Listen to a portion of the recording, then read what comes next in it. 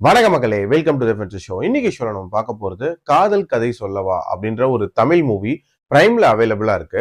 இந்த படத்துல விஜய் சேதுபதி நடிச்சிருக்காரா அப்படின்னும் போது ஒரு விதமான ஷாக்கா தான் இருந்துச்சு.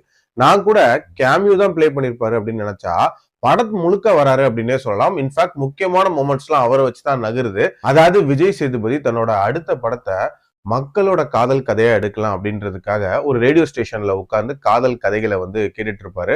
அப்போ ரெண்டு பெண்கள் கால் பண்றாங்க. அதுல ஒருத்தங்க ஒரு பேங்க்ல ஸ்வீப்பரா ஒர்க் பண்ணிட்டு இருப்பாங்க. அந்த பேங்க்ல கூட வேலை பார்க்கக்கூடிய ஜெயராம பத்தி அவங்க சொல்றாங்க.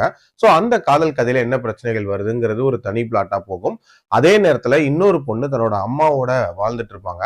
அந்த பொண்ணு நக்குல லவ் பண்ணுவாங்க. இந்த காதல்ல என்ன பிரச்சனை இருக்குங்கிறது ஒரு தனி பிளாட்டா போகும். சோ இந்த ரெண்டு காதலோட பிரச்சனைகளையும் விஜய் சேதுபதி தீர்த்து வச்சாரா, ரெண்டு காதல்ல எந்த காதல் சேர்ந்துச்சுன்ற மாதிரி நிறைய விஷயங்களை சொல்லக்கூடிய ஒரு படம் தான் இந்த படம். இந்த படம் ஸ்டார்ட் ஆகும் போது இந்த சன் மியூசிக்ல எல்லாம் இந்த காதல்னு ஒரு ப்ரோக்ராம் போடுவாங்கல்ல, இந்த லவ் பண்றவங்க எல்லாம் போன் பண்ணி மொக்க போட்டுட்டு இருப்பாங்களே, அந்த மாதிரியான ஒரு ஃபீல்ட்ல தான் ஸ்டார்ட் ஆச்சு.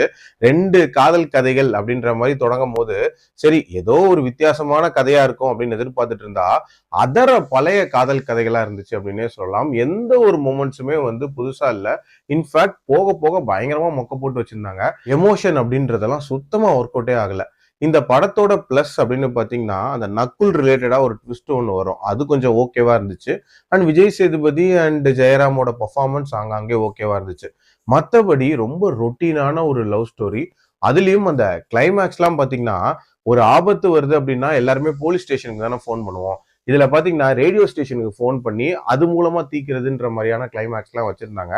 பயங்கர அபத்தமா இருந்துச்சு அப்படின்னே சொல்லலாம். ஓவரால் என்ன பொறுத்த வரைக்கும் ஸ்கிப் அப்படின்னு தான் சொல்லுவேன். என்னோட rating 2.1 out of 5. Adult content அப்படின்றதெல்லாம் பெருசா இல்ல. மீண்டும் அடுத்த விமர்சனத்தில் சந்திக்கிறேன். நன்றி, வணக்கம்.